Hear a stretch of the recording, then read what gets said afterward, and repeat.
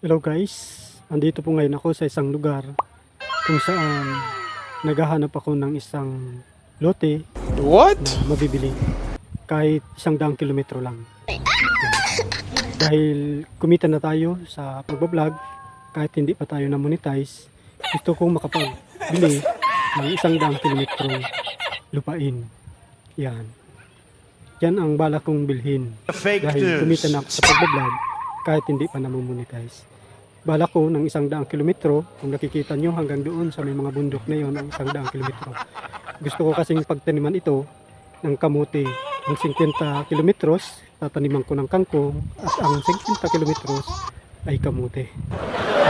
Gusto ko pagtaniman yan. Yan. Kapag may siga at tiyaga, may nilaga sa pagbablog. Kahit first vlog, hindi pa namomonetize, kumita na tayo. Ayan, napakaganda guys. Ayan, i-update ko na lang kayo guys sa susunod kapag nabili ko na itong 100 kilometro.